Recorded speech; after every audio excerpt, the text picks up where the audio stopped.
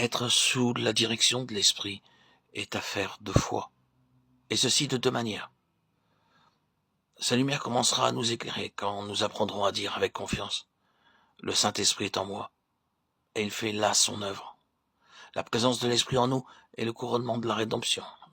C'est là ce qu'il y a de plus spirituel et de plus impénétrable dans le mystère de la divinité. C'est donc ici plus que jamais que la foi est nécessaire.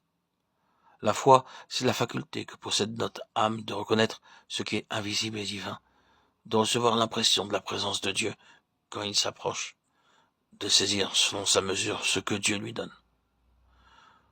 Le Saint-Esprit nous communique la vie divine de la manière la plus intime. Nous n'avons pas à en juger par ce que nous sentons ou comprenons, mais avec foi, nous devons simplement nous soumettre à Dieu, le laissant accomplir ce qu'il a promis.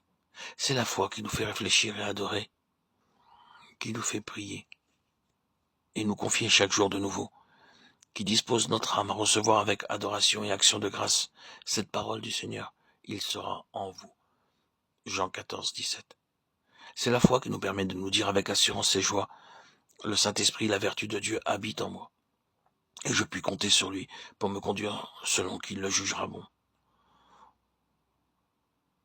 Outre cette foi qui croit à l'habitation de l'Esprit en nous, il faut encore user de foi pour être conduit dans chaque cas particulier. Lorsque j'ai soumis au Seigneur une question dont mon âme a attendu de lui une explication, je dois compter avec foi sur sa lumière, toujours prête à m'éclairer. Ce n'est pas par de soudaines impulsions, par de fortes pressions, ce n'est pas par une voix du ciel, ni par de frappantes coïncidences, que nous devons nous attendre à être habituellement conduits par l'Esprit. Sans doute, il y a des personnes qui ont eu de ces révélations-là, et il se peut que plus tard, lorsque notre nature sera plus spiritualisée, qu'elle vivra en contact plus habituel avec l'invisible, que nos pensées et nos sentiments deviennent les véhicules conscients de la voix divine. Mais c'est à Dieu qu'il faut laisser tout cela. Les premiers degrés de cette échelle sont placés assez bas pour être accessibles aux plus faibles.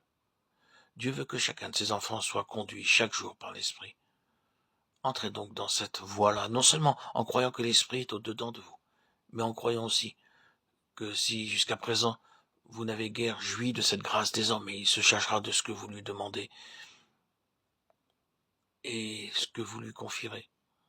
Abandonnez-vous sans réserve à votre Dieu. Croyez que Dieu, en agréant votre soumission, vous remet aux soins de l'Esprit.